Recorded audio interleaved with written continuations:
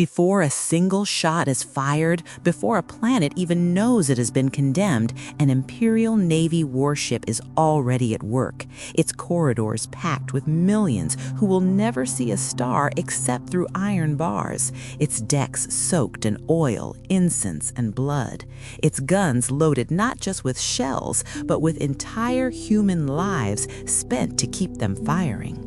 Life inside an Imperial Navy warship begins long before birth and often ends without a name.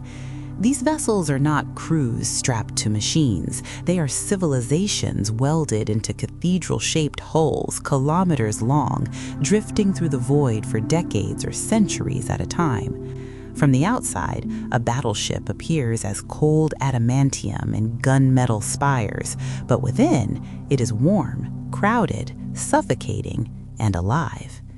Entire bloodlines are born, age, and die without ever setting foot on a planet, their existence defined by narrow corridors, vibrating decks, and the constant bone-deep thrum of plasma reactors that never truly sleep. At the lowest levels of the ship, far beneath the command decks and shrine chambers, life is a grinding routine of labor and fear. These are the press gang's domains, macro cannon loading decks, engine sanctums, void shield generators, and maintenance crawl spaces where the air tastes of metal and recycled sweat. Here, ratings and menials haul shells the size of hab blocks using chains, muscle, and prayer rather than automation. Many of these crew are not volunteers. Some were conscripted generations ago, their descendants still bound by oath and law to serve the same gun deck their ancestors once bled upon. Others are criminals, debt slaves, or planetary tithes, stripped of names and reduced to function. Above them, but still far from comfort, live the countless specialists who keep the ship alive. Voidsmen trained to seal hull breaches in seconds, gunnery crews who live and die by firing solutions barked through vox horns, and tech adepts whose flesh is threaded with cables and brass implants. Their lives follow rigid cycles measured by bells, alarms, and sacred rites. Sleep is short, meals are tasteless nutrient bricks, and privacy is non-existent. Superstition fills the gaps where understanding fails. Every malfunction is blamed on an offended machine spirit. Every successful firing is met with whispered thanks to the omnisia. Faith is not optional here. It is survival instinct shaped into religion. As one ascends toward the mid-decks, life becomes marginally less brutal, but no less controlled. Officers of minor rank maintain order through fear, discipline, and ritualized punishment. Public floggings, summary executions, and forced servitude are common sights, not acts of cruelty, but accepted tools of command. An Imperial warship cannot afford dissent. A single moment of rebellion during combat could doom millions, and so obedience is enforced with merciless clarity. Children raised aboard learn early that the ship is eternal, the Emperor is watching, and disobedience is a sin that echoes beyond death. Closer to the command spires, the atmosphere shifts. Corridors widen, lighting improves. Here reside senior officers, navigators' attendants, and members of the ship's noble families, many of whom trace their lineage back to the vessel's commissioning. These elites live in relative luxury, dining on real food, wearing tailored uniforms, and gazing upon void vistas through reinforced observation windows. Yet even here, freedom is illusion. Every officer knows that a single failed engagement, a single accusation of heresy or incompetence can end in disgrace or execution. Rank offers comfort, not safety. At the very heart of the ship lies its soul, the bridge, the navigator's sanctum, and the grand chapel where the Emperor's presence is invoked before every translation into the warp. When the Geller field hums to life and reality begins to scream, the entire ship feels it. Crew lock themselves in prayer, psychers are chained and watched, navigators stare into madness so the vessel may pass unlost. Warp travel is terror made routine, a reminder that beyond the hull waits something hungry and aware. What defines life aboard an Imperial Navy warship is not heroism, despite the propaganda, but endurance. The crew are not explorers, they are offerings. Each day demands labor, faith, and obedience in exchange for one more sunrise simulated by lumen strips. They exist to move the Emperor's wrath from star to star, knowing that when the ship finally dies, whether to enemy fire, warp corruption, or simple age, it will take nearly all of them with it, unnoticed by the wider Imperium they served without ever seeing. The deeper truth of life aboard an Imperial Navy warship reveals itself not in moments of battle, but in the endless stretches between them, where routine becomes a slow form of erosion. Time aboard such a vessel does not move in days or weeks as it does on planets. It advances in duty cycles, prayer rotations, and maintenance shifts that blur together until memory itself becomes unreliable. Crew members often cannot say how old they are. Birthdays are meaningless. What matters is whether one can still stand, still pull, still obey. Children born on the lower decks rarely see the stars. They are raised in dim compartment stacks carved into the ship's interior like parasites in a corpse. Education is functional and brutal. A child learns numbers only to count ammunition, learns letters only to recite catechisms, and learns history solely as a litany of imperial victories and punishments for disobedience. Play is discouraged. Curiosity is dangerous. From an early age, they are assigned roles based on physical strength, perceived aptitude, or simple necessity.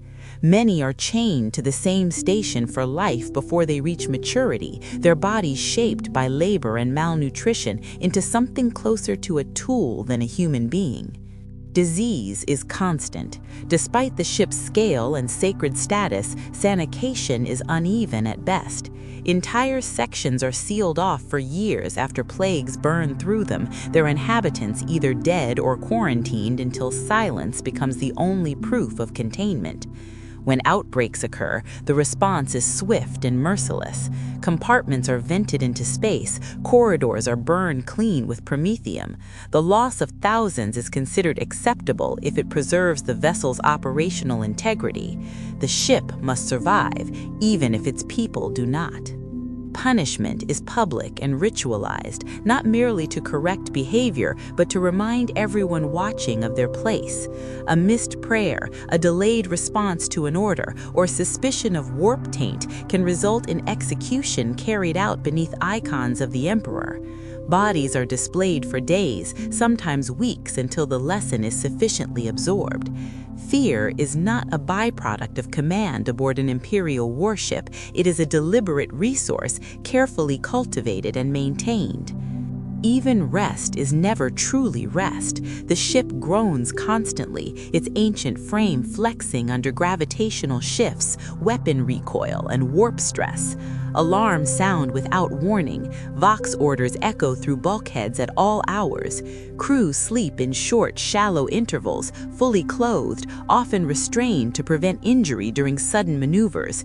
Dreams are plagued by half-heard hymns and imagined whispers from beyond the hull. Many crew members believe the ship listens, that it remembers their failures, that it will one day choose to abandon them. Above, in the more privileged decks, life appears calmer but is no less oppressive. Junior officers navigate a world of rigid protocol and political tension, where a misplaced word can end a career or a life. Advancement depends not only on competence, but on favor, lineage, and the ability to shift blame downward. Decisions made in these chambers ripple violently through the lower decks, yet those who make them rarely see the consequences firsthand. Distance breeds abstraction, loss becomes numbers, death becomes efficiency. The ever-present shadow over all life aboard the ship is the warp. Its influence is felt even when the vessel sails through real space. Crew speak of voices carried through ventilation shafts, of shadows moving against the direction of light, of people who vanish during routine patrols only to reappear days later, broken and silent. Officially, such stories are dismissed as stress-induced delusions. Unofficially, everyone believes them. Faith is the only sanctioned defense, and so chapels overflow, their floors worn smooth by generations of kneeling bodies begging the emperor to keep reality intact for one more day. What emerges from this existence is a culture shaped entirely by confinement and fear. Loyalty to the ship often surpasses loyalty to any planet or even to the Imperium as an abstract whole. The warship is home, God, and grave combined. To live within it is to accept that one's life has already been spent, allocated to a purpose decided long ago. Survival is not victory, it is merely permission to continue serving.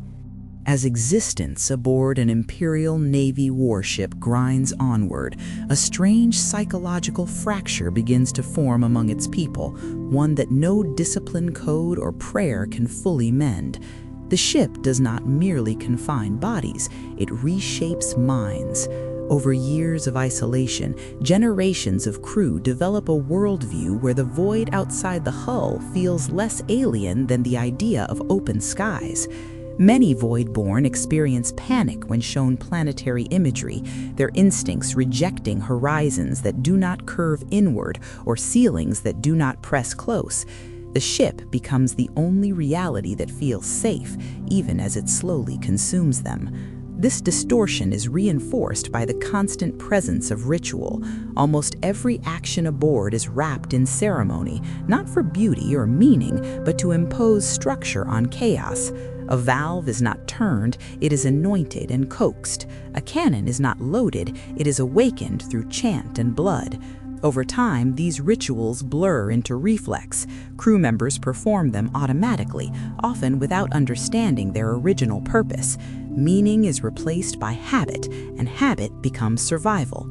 To deviate is to invite disaster, either mechanical or disciplinary, and so innovation dies quietly in the shadows of tradition. The ship's machine spirit looms large in this psychological landscape.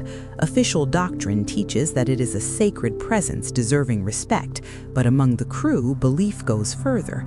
Many are convinced the ship has moods, preferences, even grudges. Certain corridors are avoided without formal orders. Certain decks are spoken of only in whispers. When systems fail repeatedly in one section, the assumption is not faulty design, but offense. Someone failed to pray correctly, someone disrespected the steel, someone must pay. These beliefs are never encouraged openly, yet they are rarely challenged because fear is easier to manage when it has a name. Isolation intensifies everything. Messages from the wider Imperium arrive months or years late, if they arrive at all. Crew may fight entire campaigns without knowing whether the war has already been lost or won elsewhere.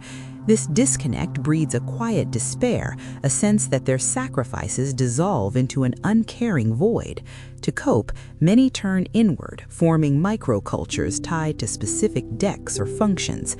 Gun crews develop their own chants, engine workers develop their own superstitions, loyalty fragments, not in rebellion, but in survival-driven tribalism that commanders tolerate so long as it does not threaten output. Yet, despite this fragmentation, a brutal unity emerges during combat. When alarms scream and battle stations are called, individuality vanishes. Fear sharpens into focus. Every soul aboard knows their role and performs it with grim efficiency. There is no glory in this moment, only urgency. Hull breaches vent entire compartments into space. Fires consume dozens at once. Macro cannons recoil with such force that bones shatter and decks buckle. Medicae stations overflow, triage reduced to brutal calculus. Those who can still work are sent back to their posts, blood-soaked and shaking. In these moments, the true economy of life aboard an Imperial Navy warship is revealed. Human lives are fuel. They are spent deliberately, without hesitation, to keep weapons firing and shields holding. Officers know this. Crew know this. It is not cruelty, it is doctrine. The Imperium does not lack for people, it lacks for ships. And so the ship is preserved at all costs, even if it must be packed with the dead to continue fighting. After battle, there is no relief, only exhaustion. Repairs begin immediately. The dead are counted, sorted, and processed. Bodies are recycled into nutrient paste, ammunition components, or void burial, depending on availability and rank. Grief is not given space to breathe. There is always another system to repair, another prayer to recite, another shift to endure. Life resumes not because hope exists, but because stopping is not permitted. Over time, this existence erodes any concept of a future beyond the next order. Crews stop dreaming of advancement or escape.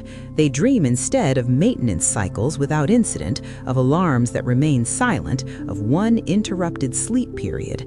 These small mercies become aspirations. Anything more feels dangerous, almost heretical, as though imagining a better life might anger the ship itself. Thus, life inside an Imperial Navy warship becomes a closed loop of labor, fear, faith, and sacrifice. It is not designed to be lived in, only endured. Those who survive longest are not the strongest or smartest, but those who learn to become invisible, to move with the ship's rhythms, to surrender identity piece by piece until nothing remains but function. And when they finally die, whether in fire, vacuum, or quiet exhaustion, the ship barely notices. It simply continues onward, carrying its millions of souls toward the next war, unchanged. Beyond the routines of labor and survival lies the rigid hierarchy that governs every breath aboard an Imperial Navy warship.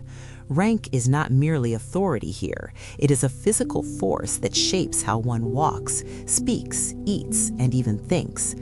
The structure exists to prevent collapse, yet it also ensures that humanity aboard the vessel is divided as sharply as its decks.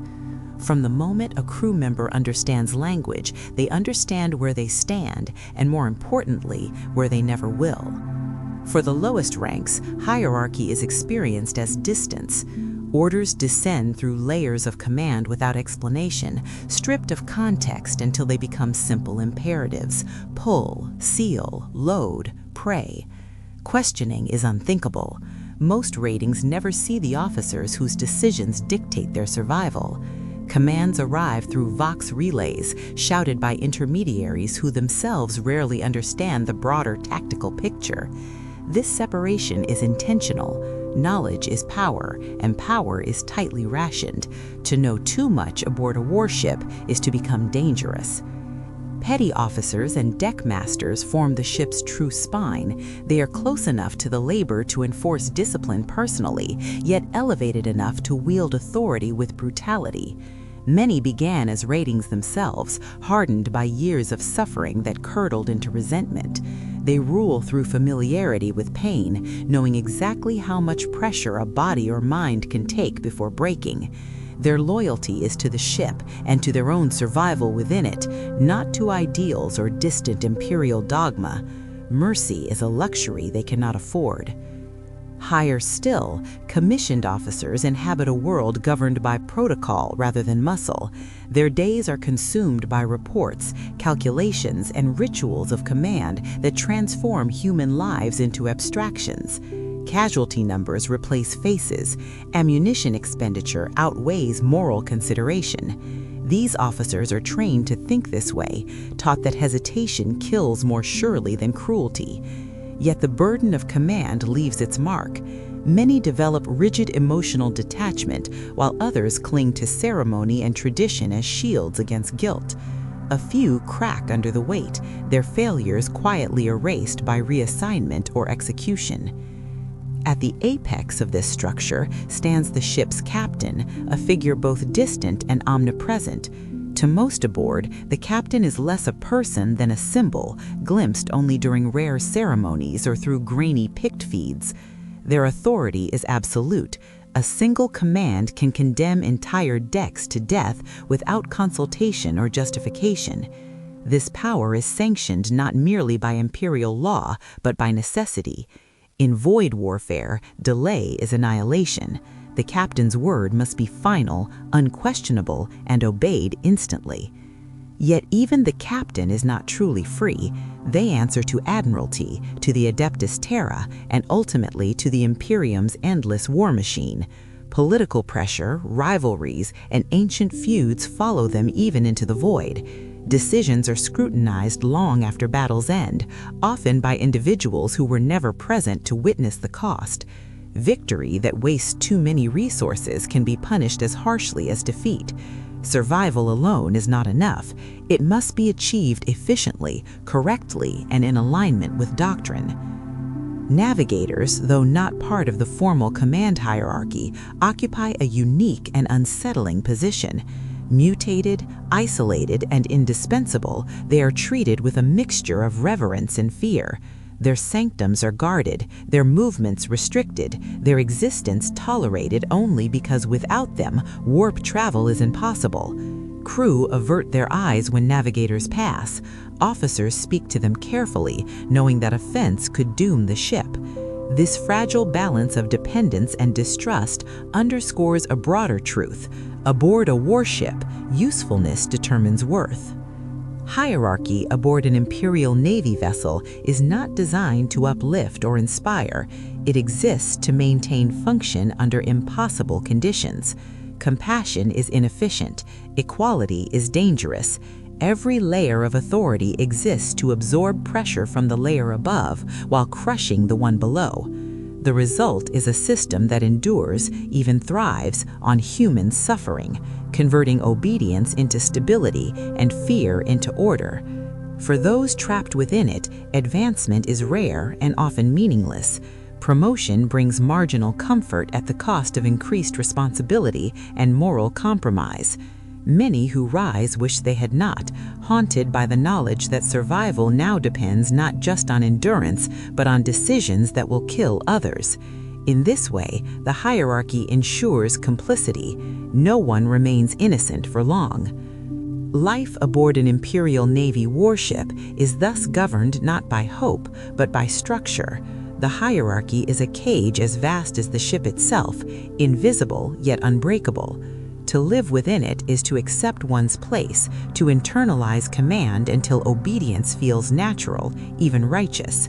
And so the ship sails on, its decks ordered, its guns ready, its people bound together not by unity, but by the shared understanding that order, however cruel, is the only thing standing between them and annihilation. The lifeblood of an Imperial Navy warship is not the plasma that powers its weapons or the Geller field that shields it from the warp. It is the endless tide of humans who toil, pray, and bleed to keep it operational. Life aboard the vessel is a study in extremes, where immense technology and grim superstition coexist in constant tension. Every corridor, engine room, and deck holds a story of endurance, ritual, and silent terror. The ship's bureaucracy is as lethal as any lasgun or void cannon, and its invisible currents of fear shape behavior as surely as gravity holds the decks together. In the engine sanctums, crew operate in symbiotic rhythm with the massive reactors, whose hum resonates in their bones. Sparks fly from exposed conduits, hydraulic pistons hiss and shudder. Sweat mixes with soot and oil as the lowest-ranking technicians work endless cycles under the glare of emergency red lamps. These men and women do not speak except to issue orders or respond to them. Conversation is a dangerous indulgence. Distraction can cost a limb or a life. Even minor mistakes reverberate catastrophically. An unsealed flux conduit can ignite, venting scalding plasma into a nearby corridor. A fallen bolt can jam a shield generator, risking the death of thousands in seconds. Discipline is absolute, and fear of retribution is the most effective tool of compliance. Above the machinery, the gunnery decks pulse with their own rhythm. Macro cannons and torpedo tubes dominate the space, each operated by dozens of synchronized crew. Firing a single volley is an orchestration of human and machine, a dance of precise timing, coordination, and sacrifice. Gun crews chant prayers as they work, their voices barely audible above the roar of superheated coils. The act is at once mechanical and spiritual. Mistakes are met not with reprimand alone, but with immediate exposure to danger. The weapons themselves become arbiters of punishment. Through countless campaigns, this system has forged a population that fears, obeys, and worships simultaneously. Corridors of the ship act as veins, carrying not blood, but regulation, information, and dread. Officers walk with measured steps, their boots echoing across polished steel. Orders cascade downward through Vox networks, mechanically transmitted from deck to deck, while the lowest-ranking crew obey without ever understanding the strategic significance of their actions. Faith and indoctrination fill the gaps left by ignorance.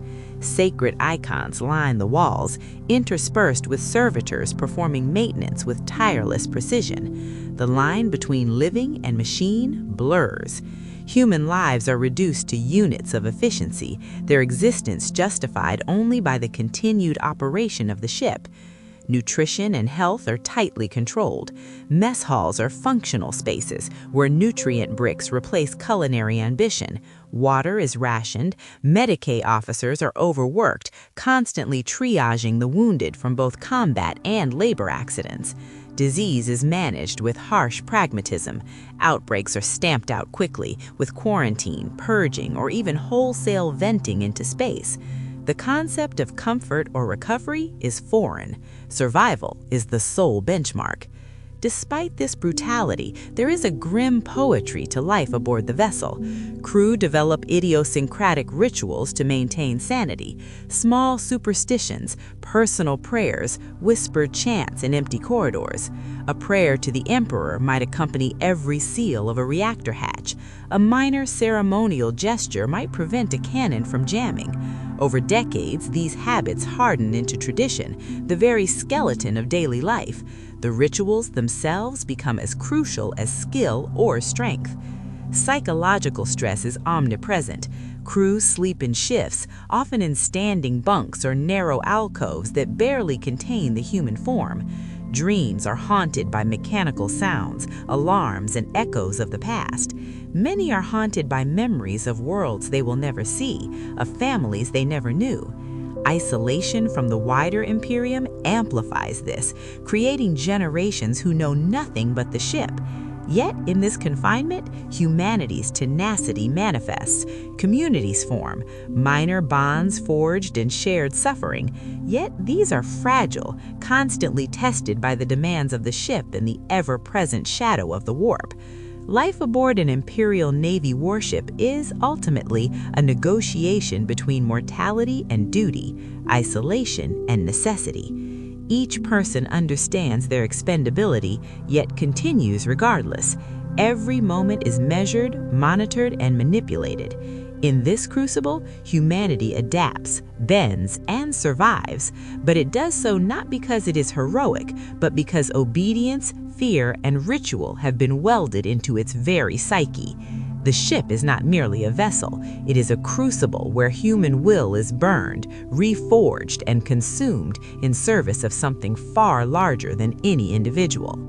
The officers' decks of an Imperial Navy warship are a world apart from the brutal, grinding existence of the lower decks, yet they are no refuge from fear, pressure, or death. Here, the human mind becomes a battlefield in itself. Decisions are abstract, yet their consequences are absolute. The officers are surrounded by instruments of war, glowing cogitators, and data slates projecting endless streams of tactical information. Every number represents lives, sometimes thousands, sometimes millions, and every miscalculation can spell catastrophe. For them, stress is constant, as sharp and unforgiving as a close combat blade. Junior officers learn early that caution is lethal. A single delay in relaying orders can result in catastrophic damage or casualties. They are constantly evaluated not only for efficiency, but for political alignment, loyalty to superior officers, and adherence to doctrine. Advancement is rare, and survival in command often depends less on competence than on the ability to navigate the subtle, lethal currents of shipboard politics. Mistakes are remembered, and even minor failures can follow an officer for years, whispered about in corridors and memoranda, waiting for the right moment to ruin them. Senior officers, meanwhile, balance absolute authority with accountability to powers far beyond the ship itself, Admiralty, the Adeptus Terra, and ultimately the Emperor's will as interpreted through the bureaucracy of the Imperium. They carry the burden of every life aboard, yet are encouraged to regard humanity as an expendable resource. A single crew death is tragic only if it weakens operational effectiveness. Officers develop a hardened detachment, often bordering on cruelty, because to feel deeply would be a liability.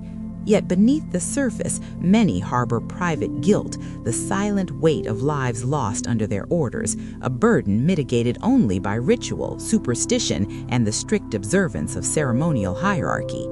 The warship's bridge is both a sanctuary and a cage.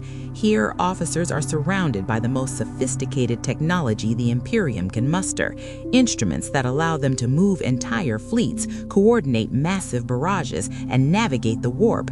Yet these tools also remind them of their dependence on forces they cannot control. Navigators, psychers, and servitors hold critical knowledge, and even the most senior officers must defer to their unique abilities. Decisions are made in collaboration with those whose perspectives are alien, whose perceptions and priorities differ radically from human logic, creating tension that is felt at every level. Beyond operational duties, officers maintain a complex social hierarchy that mirrors the rigid divisions below. Prominent families and those with noble heritage hold privilege, sometimes for generations, insulated from hardship but not from danger. Ceremony, protocol, and ritual define every interaction. Even informal conversation is a delicate maneuver. A single poorly chosen word can undermine authority, spark resentment, or inspire rumor that spreads like wildfire. Trust is scarce, alliance is fragile, and enemies within often more dangerous than any external foe. Yet the officers' decks are not merely a world of calculation and intrigue, they are a theater of constant psychological pressure. The combination of extreme responsibility, isolation, and endless vigilance erodes patience, empathy, and hope. Officers become mirrors of the ship itself, precise, efficient, yet cold, imposing, and unyielding. Their humanity is preserved only in fragments, hidden beneath uniforms, regulations, and the rituals that sustain sanity. From these decks, orders cascade downward, transforming abstract strategy into mortal consequence. Each command triggers a chain of labor, suffering, and obedience that flows through the decks below, reaching every rating, gunner, and technician. The officers' decisions are measured not by morality, but by survival and efficiency. In this environment, the human mind becomes an instrument of war, sharpened and disciplined to function under pressure unimaginable to those who have never left the planet. Life among the officers is thus a paradox, elevated above hardship, yet trapped in its own psychological cage. They exercise immense control, yet are bound by bureaucracy, ritual, and expectation. Their world is one of strategy, calculation, and relentless observation, where victory is never celebrated and failure is always catastrophic. The warship moves onward, a colossal machine of destruction, and its officers remain trapped in a web of responsibility and fear, their every decision a thread that could unravel the lives of millions. Beyond the command decks, life aboard an Imperial Navy warship is a mixture of relentless labor and fragile routines designed to preserve both machinery and mind. The mid-decks, home to specialists and support staff, are a labyrinth of maintenance tunnels, storage bays, and restricted areas. Here, the ship's pulse is most tangible. The hum of the plasma reactors resonates through steel floors, conveyors, and bulkheads, vibrating in a way that seems almost alive. Every deck hums with purpose. Every corridor is a channel for energy, orders, and fear. Crew here understand that the ship is a living organism in which they are both cells and sacrificial tissue. In the Medicae wards, life and death exist side by side, often undistinguishably. Injuries are raw, brutal, and frequent. Servitors assist Medicae officers in stabilizing the wounded, while the most grievous cases are triaged ruthlessly. Medical care is functional rather than compassionate. Amputations, nutrient infusions, and bioelectric shocks are commonplace, administered in silence or accompanied by prayers to the emperor. The wounded are cataloged, processed, and returned to duty whenever possible. Survival is a resource as precious and finite as ammunition. Here, the concept of individual life is subordinate to operational necessity. Adjacent to these wards, the engine and support decks remain a realm of near constant hazard. Conduits leak superheated coolant. Sparking relays create arcs of fire that could ignite an entire corridor. Crew work with surgical precision, aware that a single misstep could trigger catastrophic chain reactions. Some of the most experienced Voidborn workers move with almost ritualistic timing, their actions part reflex, part superstition. These practices are passed down across generations, as old as the ship itself. Apprentices are taught to respect both the machine and the unseen forces that governed its operation. Prayers for favor, rituals to avoid the ire of machine spirits, and chants to ward off misfortune. Recreation is minimal. Between exhausting shifts, crew gather in dimly lit mess halls to eat bland nutrient paste and share whispers of far-off worlds they will never see. Gambling, storytelling, and whispered jokes are the rare lifelines to humanity. Even these activities are measured, regulated, and fleeting. Red warning lamps often interrupt leisure, signaling the presence of minor emergencies that must be addressed immediately. Rest is never complete. Sleep occurs in standing bunks or hammocks suspended precariously above machinery.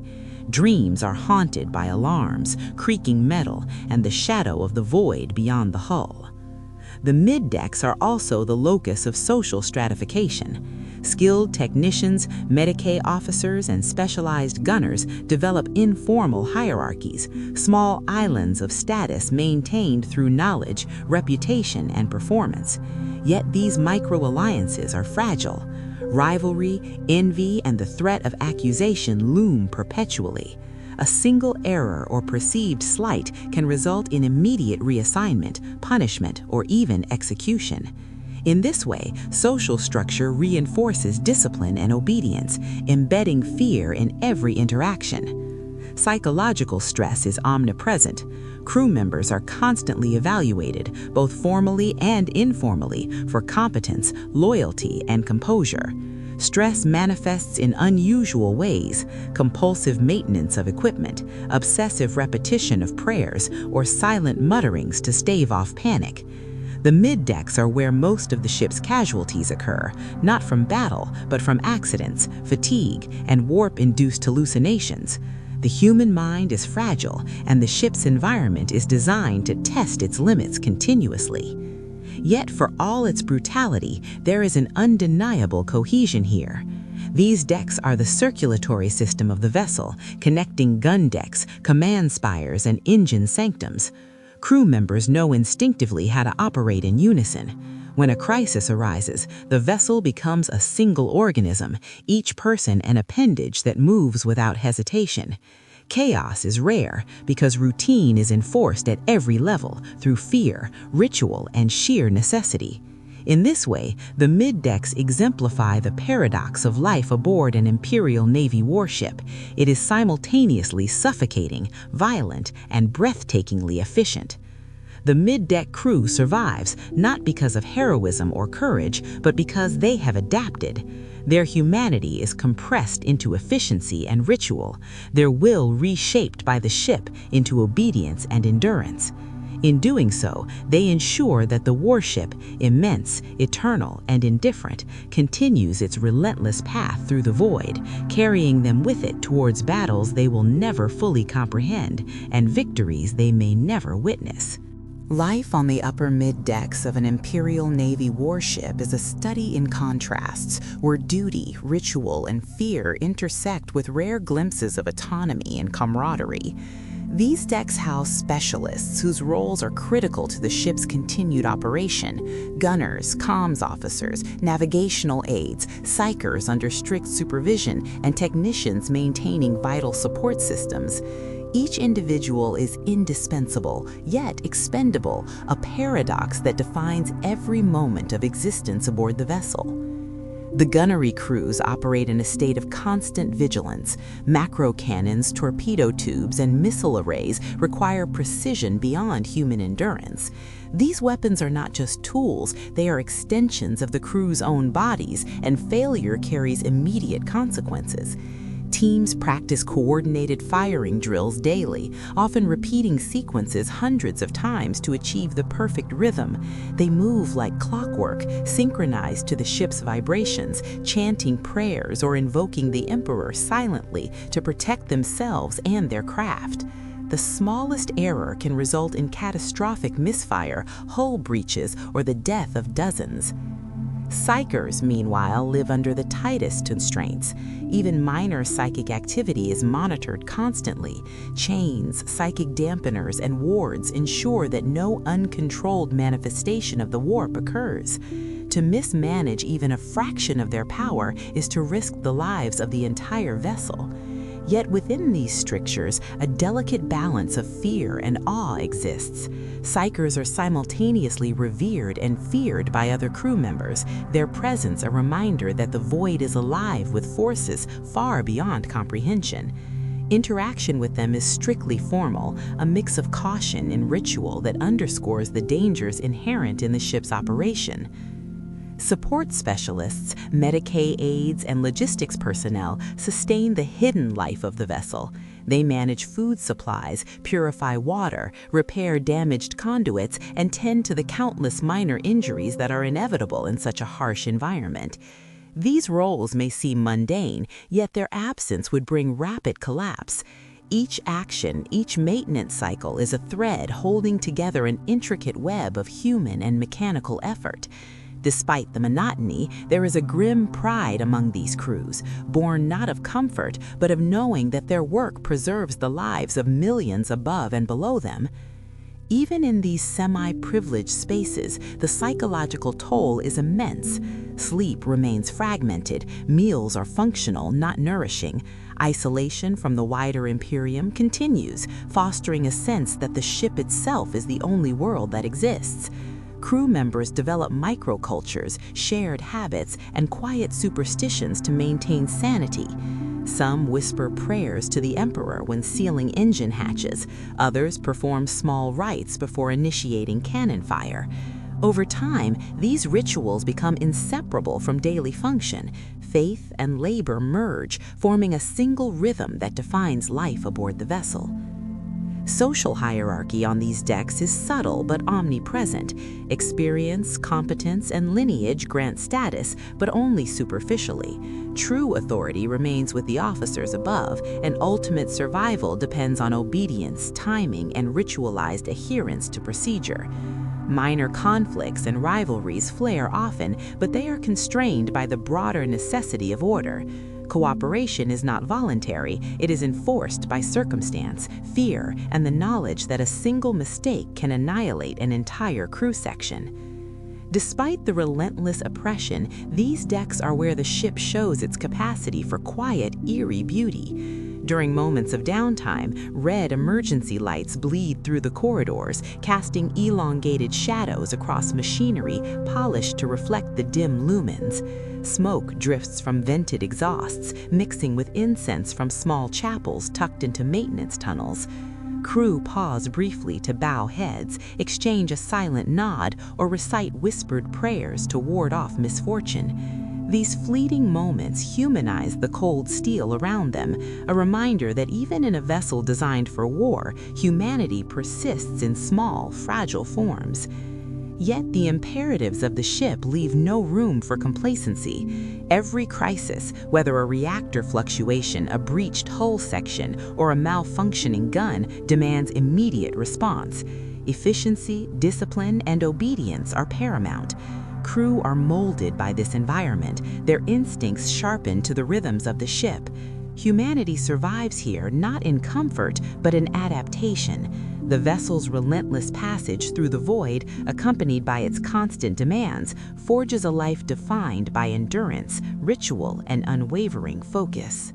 At the very heart of the Imperial Navy warship lies the critical machinery that defines both its might and its lethality: the reactor cores, propulsion engines, and warp conduits.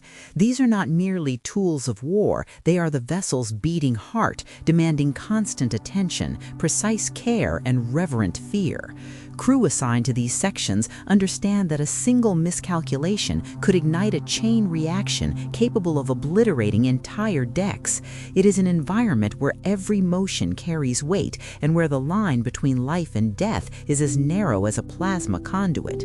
Engine crews work in shifts that border on inhuman. Heat, vibration, and toxic fumes permeate every corridor. Sparks leap from exposed conduits, arc through air thick with smoke, and ignite oily surfaces with terrifying ease. Yet despite the danger, the work proceeds with ritualistic precision. Chants and prayers accompany every adjustment of valves, every torque of a bolt, every calibration of the warp drive. These practices are born not merely of faith, but of survival instinct. Superstitions intermingle with technical procedure. A misaligned flux regulator is a mechanical error, yes, but also a slight against the machine spirit, a failure to honor the ship's soul. The ship itself seems alive to those who dwell within its innermost chambers.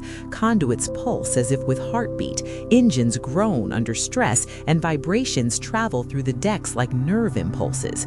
Veteran crew describe corridors that shift when the ship is angry, systems that refuse to function if ignored, and distant hums that speak of malfunctions not yet visible. Whether these perceptions are real or a byproduct of prolonged exposure to stress and isolation is irrelevant. Belief is survival. Those who ignore it tend not to last long. In the reactor sanctums, failures are met with immediate, brutal response. Misfires are corrected with promethium fires, and negligent crew are vented into space. Machinery is sacred. Humans are replaceable. The warp core, in particular, demands almost ritualistic attention. Even minor miscalculations in its maintenance can cause catastrophic breaches, drawing in reality itself and risking exposure to the immaterium. Crew assigned here operate in near complete silence, moving like shadows among immense machinery, their every action precise, rehearsed, and prayer-imbued. Above these hellish depths, support systems continue to hum, their operators unseen but indispensable. Water purification, waste recycling, ammunition synthesis, and life support are all managed by technicians whose work is largely invisible to the broader crew. Yet without them, the ship would quickly decay into chaos and death. Red emergency lights highlight their movements, casting elongated shadows across valves, pipes, and control panels. These moments of quiet diligence contrast sharply with the chaos of battle, yet both are equally vital to the survival of the warship. Isolation and monotony breed unique coping mechanisms. Crew develop superstitions specific to their machinery, murmured prayers to keep the flux stable, offerings of oil or wax, signs etched on bulkheads to ward off misfortune. These acts may seem irrational, yet they carry weight, psychologically reinforcing focus and precision. Each minor ritual becomes as crucial as technical skill. In an environment where one slip can mean death, habit, faith, and instinct intertwine into survival. The most senior engine officers occupy a paradoxical role. They wield immense control over life and death, yet they are themselves bound by procedure, doctrine, and the judgment of higher command. They oversee thousands of crew, yet their decisions are constrained by rules older than many generations, encoded in ship manuals, operational doctrines, and the ancient rituals of the Mechanicus. To err is to court catastrophe. To hesitate is to invite the Emperor's wrath and the ship's disfavor. Ultimately, life in the heart of an Imperial Navy warship is defined by constant vigilance, ritualized labor, and the omnipresent specter of death. Crew adapt or perish, and those who survive are honed into instruments of the ship's will. Humanity becomes a measured variable, maintained only to ensure operational efficiency. In this crucible, the vessel continues its relentless journey through the void, carrying its occupants as both passengers and tools, each heart beating in sync with its immense mechanical soul. Above the mid and engine decks, the upper decks of an Imperial Navy warship offer a deceptive sense of stability and control, but the illusion is just that, an illusion. Here lie the living quarters of senior specialists, the command spires, and the observation galleries that look out into the black void of space.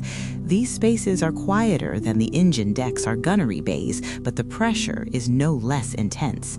On these decks, survival is a psychological game as much as a physical one, and every interaction carries consequences invisible to the uninitiated. The senior crew aboard these decks are constantly under observation. Every word, gesture, and decision is noted, evaluated, and judged, not just by immediate superiors, but by the ship itself as interpreted through reports, sensors, and the imperceptible calculations of officers above. Small errors are magnified, and minor lapses in decorum can cascade into disciplinary action, reassignment, or execution. Even those who believe themselves untouchable are subtly shaped by the ship's pressures, forced to anticipate consequences and preempt failures before they occur. Within these upper decks, personal space is scarce. Bunks are small, corridors narrow, and walls hum with the ever-present vibration of engines below. Senior technicians, officers, and administrators develop habits to maintain their composure, timed rituals of cleansing, prayer, and observation of instruments. Meditation, when permitted, is brief and functional, intended to restore attention and precision rather than provide true relief. Sleep remains fragmented, often interrupted by alarms, communications, or minor crises that demand immediate attention. Observation galleries allow senior officers a rare, if disorienting, perspective on the immensity of the ship and the void beyond. From these vantage points, one can see the curvature of massive bulkheads, the intricate network of conduits and walkways, and the faint shimmer of stars through reinforced viewpoints. This exposure instills both awe and dread. Awe at the technological marvel beneath their feet, and dread at the sheer scale of responsibility required to keep it operational. One misstep could send entire decks to their deaths, and the void beyond shows no mercy for error. Life on the upper decks is punctuated by the same rituals as elsewhere, though they take a more ceremonial form. Officers bow before relics, recite the Emperor's prayers, and maintain codified behaviors that signal discipline, loyalty, and piety. These rituals are not merely symbolic, they enforce mental resilience, maintain hierarchy, and reduce chaos in moments of crisis. Even minor deviations are discouraged. A slip in protocol can lead to disciplinary action or subtle ostracization, as the human network that sustains the ship is fragile and carefully balanced. The upper decks also house critical communications arrays and tactical planning rooms. Officers interpret incoming messages from distant Imperial sectors, relay orders to fleet elements, and coordinate support for battles across light years. Every decision reverberates downward, transforming abstract strategy into immediate mortal consequence. Here, lives are commodities, and commands are their currency. Those who excel are respected and feared in equal measure. Those who fail are quickly replaced or quietly eliminated. Isolation is pervasive. The upper decks are physically separated from the noise and chaos of the lower decks, yet psychologically the distance is illusory. Every officer understands that the fate of the entire crew rests partially on their competence. This responsibility sharpens nerves, drives vigilance, and can fracture sanity if mismanaged.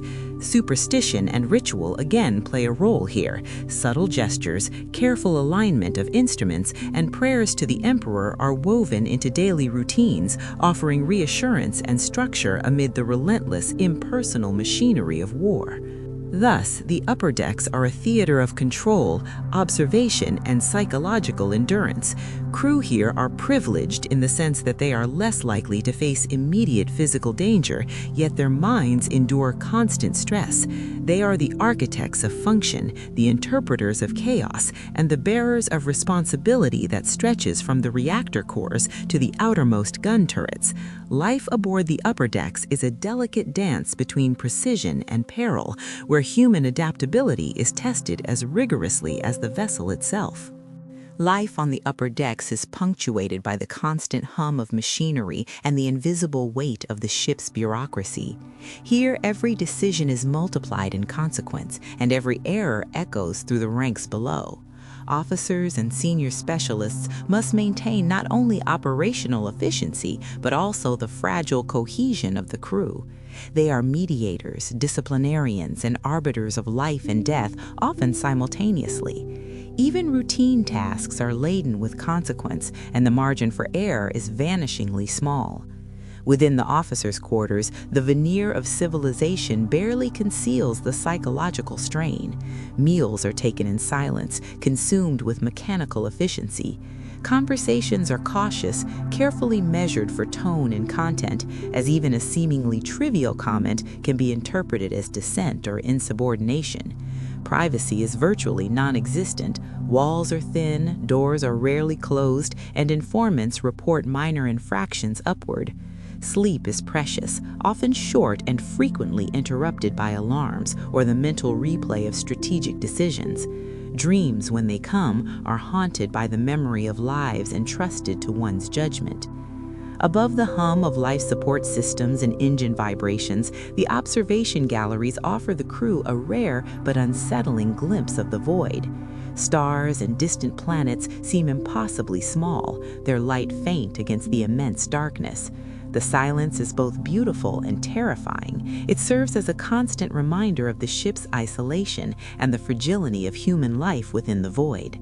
Officers often find themselves staring out for hours, pondering the lives they control, the worlds they cannot touch, and the vast indifference of the universe. The upper decks are also home to the administrative heart of the ship. Bureaucracy is relentless. Reports, manifests, and operational logs must be maintained meticulously. Even minor discrepancies can trigger investigations that ruin careers or condemn lives. The crew learns quickly that documentation is as critical as combat readiness, and accuracy is enforced as mercilessly as obedience. Rituals and structured procedures dominate daily life. They are both tools of order and psychological safeguards against chaos. Communications officers play a critical role in connecting the vessel to the wider Imperium. They relay orders from Admiralty, Fleet Command, and planetary governors, while transmitting intelligence from the front lines. Errors in message encoding or decoding can cause strategic collapse or friendly fire incidents, making this role one of both privilege and constant terror. The constant flow of information is mentally taxing, requiring unwavering concentration, rigorous training, and near superhuman endurance. Despite the oppressive weight of duty, camaraderie exists in small, fragile forms. Quiet nods of acknowledgement, shared prayers before dangerous operations, or fleeting moments of humor offer temporary reprieve. Yet even these brief interactions are constrained by hierarchy, vigilance, and the understanding that mistakes are unforgivable. Human connection is rare, precious, and always overshadowed by the ship's imperatives. Ultimately, the upper decks are a crucible for the mind. Officers and specialists are refined through pressure, fear, and relentless responsibility, becoming instruments of the ship's will. Their survival is tied to the survival of countless others below. In this environment, humanity persists only in fragments, expressed in ritual, duty, and the mental resilience required to navigate the constant, unrelenting demands of life aboard an Imperial Navy warship. The bridge of an Imperial Navy warship is the pinnacle of both authority and psychological strain. From here, the entire vessel is commanded, its guns, engines, and crew responding to the slightest gesture or vocal command. The bridge is a place of perfect order, yet its calm is underpinned by relentless pressure. Officers stationed here exist in a state of perpetual vigilance, where one lapse can cascade into disaster across the decks below or doom entire fleets in the void beyond. Bridge officers are masters of abstraction. They do not see crew members as individuals, but as instruments of the ship's function. Tactical decisions are conveyed through numbers, diagrams, and precise commands, each representing lives and materials. Strategic planning occurs in real time, often while under the threat of warp anomalies, enemy fire, or systemic malfunctions. Every action must be weighed against countless variables, calculated with near-perfect precision. Delay is death, hesitation is worse. In this environment, thought itself becomes a weapon, and mental discipline is as vital as any lasgun or void cannon. Communications with Fleet Command are constant, demanding, and unrelenting. Orders arrive in structured sequences, requiring immediate interpretation and execution. Miscommunication is punished harshly, not just by the Imperial bureaucracy, but by the deadly void itself. Officers often work in tandem with navigators, psychers, and astropathic specialists, translating incomprehensible data into actionable decisions. Trust is tentative, and dependence is absolute. A single misstep can tear through both ranks and hull with catastrophic consequence.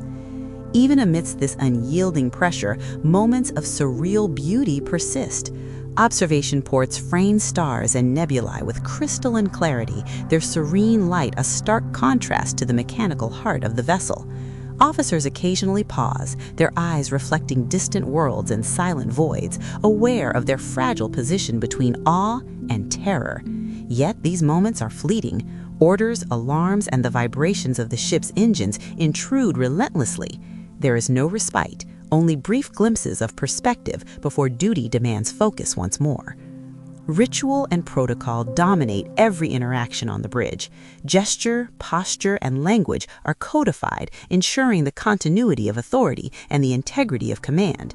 These rituals reinforce hierarchy, maintain discipline, and offer a psychological buffer against the ceaseless stress.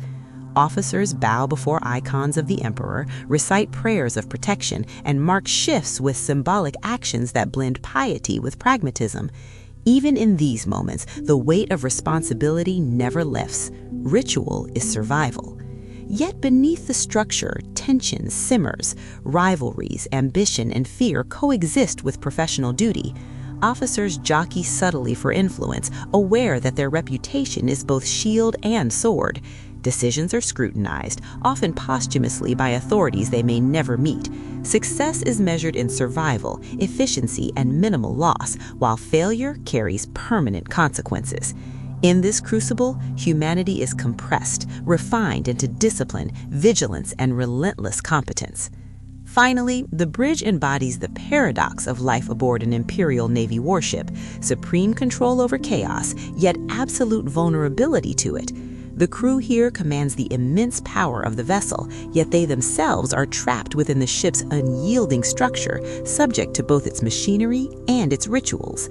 Every day, every action, and every thought is dictated by the imperative of survival and the operational needs of the Imperium. Humanity persists, but only in fragments, sharpened and disciplined into the instrumentality of war. The uppermost decks of an Imperial Navy warship are reserved for the elite, the most senior officers, the fleet's strategists, and the highest-ranking administrators. Here, life is both privileged and suffocating. These decks are quieter, the corridors wider, and the chambers adorned with ceremonial relics, yet the burden carried by those who dwell here is heavier than any physical weight. Decisions made in this echelon ripple downward, shaping lives, outcomes of battles, and even the survival of entire planets. Authority is absolute, but the shadow of accountability is omnipresent. These officers rarely leave their stations, for to do so is to relinquish control over a machine that can annihilate or protect in equal measure. They spend hours poring over tactical schematics, projecting enemy maneuvers, and calculating the outcomes of countless scenarios. Each choice is measured in human lives, each hesitation a potential catastrophe. Mental acuity must be maintained at peak levels, often through stimulant rations, enforced meditation, and the rigid schedule of a life dictated by duty. Rest is fleeting, and solitude is an ever-present companion.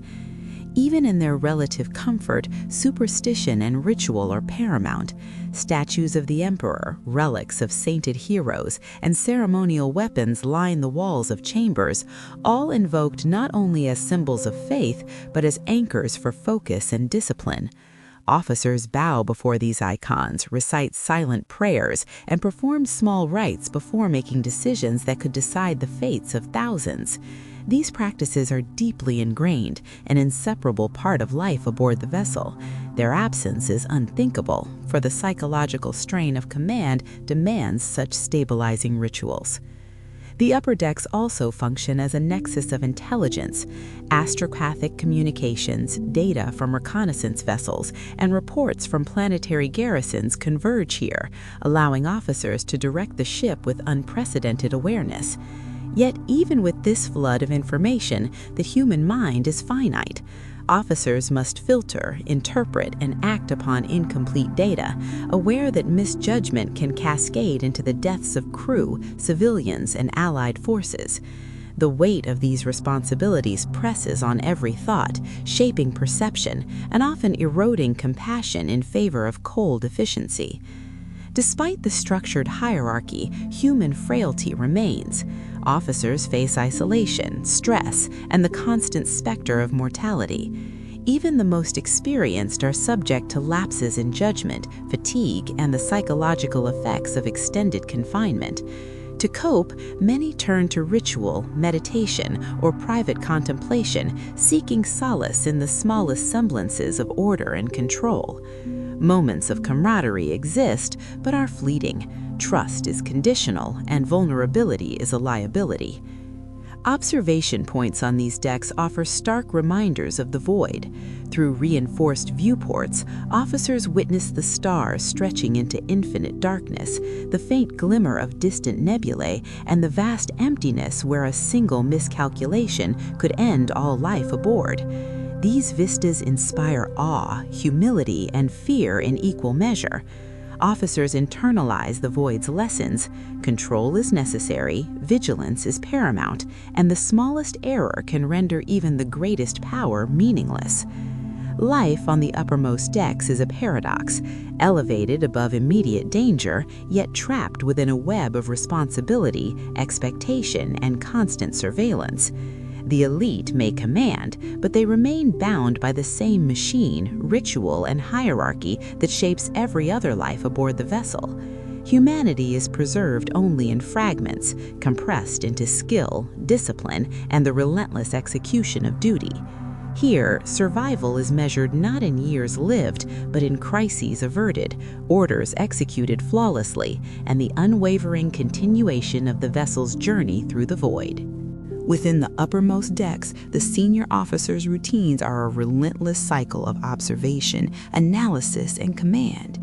Each day begins with a review of fleet movements, the statuses of distant colonies, and reports from planetary governors. Orders must be issued promptly, anticipating every possible contingency, as delays can cascade into strategic disaster. Despite their authority, these officers are never free from the shadow of accountability. Every choice, every command is subject to scrutiny by higher authorities and by the ship itself, a machine whose expectations are exacting and unforgiving. Communication is continuous. Astropaths transmit encrypted messages across light years, while officers interpret data from reconnaissance drones, sensor arrays, and fleet intelligence. Each transmission carries the potential for life or death decisions, and officers must decipher incomplete, sometimes contradictory information with absolute precision. Mental fatigue is constant, mitigated only by strict routines, stimulant rations, and ritual observances. A single lapse can result in catastrophic consequences, a lesson reinforced daily in the form of simulated crises and live tactical exercises. Life aboard these decks is structured to maintain focus under extreme psychological stress. Meals are formal and brief, consumed under supervision and often while reviewing data slates. Sleep is rationed and monitored. Even leisure is ritualized. Brief periods of contemplation, meditation, or prayer are timed and accounted for, designed to reinforce mental resilience and reinforce hierarchy. The officers' lives are disciplined with the precision of the ship's machinery, each action measured, each gesture meaningful. Despite the oppressive order, the uppermost decks are not devoid of awe. Observation galleries provide rare glimpses of the void in its vast and indifferent majesty. Stars, nebulae, and the distant glimmer of planets evoke a sense of perspective, yet also reinforce the fragility of life. Officers experience fleeting moments of humility, their responsibilities contrasting sharply with the infinite emptiness outside. These moments, however, are ephemeral. The immediacy of duty quickly reasserts itself, and focus returns to the countless calculations, communications, and commands that sustain the vessel. Hierarchy is absolute, yet fraught with subtle tension. Officers navigate a network of rivalry, ambition, and mutual dependence. Alliances form and dissolve in whispers, reputations are carefully curated. Errors or lapses in judgment are remembered, often exploited in moments of political maneuvering. Authority is thus both shield and sword, an instrument wielded to enforce order while defending against the persistent threat of professional subversion. The upper decks are also the seat of ceremonial and spiritual observance. Statues of the emperor, sacred relics, and commemorative icons are not merely decorative, they are psychological anchors. Officers bow, recite prayers, and perform precise gestures before initiating commands, blending faith with functionality. These rituals reinforce mental discipline, provide psychological stability, and remind the crew that even amid infinite darkness and machinery, the Emperor's will guides every action. Ultimately, life in these chambers is a study in the human mind under duress. Officers are refined by responsibility, pressure, and isolation, becoming extensions of the ship's will. Their humanity persists only in fragments, ritual, reflection, and fleeting connections, compressed into the discipline, vigilance, and intelligence necessary to command an instrument of war that spans kilometers of void and can destroy entire worlds. At the pinnacle of the warship, in the very command spire, life reaches its ultimate intensity. Here, the ship's admiral and the highest-ranking officers exist in a state of constant mental engagement, orchestrating operations that span light years and involve thousands of lives. The command spire is a fusion of observation, ritual, and absolute responsibility. From these chambers, the fate of fleets and planets can be decided in a single instant, yet even the most decisive action is tempered by the need for meticulous calculation. The bridge of the command spire is vast but suffocating, lined with consoles, hollow projectors, and astropathic relays. Officers move in deliberate choreography, each gesture precise, each order calculated to maintain the balance of life and death across the vessel. Streams of encrypted data flow endlessly across displays, representing distant garrisons, fleet positions, and warp phenomena. Officers interpret this torrent with rigorous discipline, converting abstract information into decisions that ripple across thousands of lives. Errors are unthinkable. Hesitation can be fatal. Ritual here is elevated to its highest form. Every action is a blend of faith and practicality. Before initiating maneuvers, officers offer prayers to the Emperor, perform ceremonial gestures, and acknowledge sacred relics embedded in consoles. These acts are not mere superstition. They reinforce focus, instill discipline, and remind all present that they are instruments of the Emperor's will.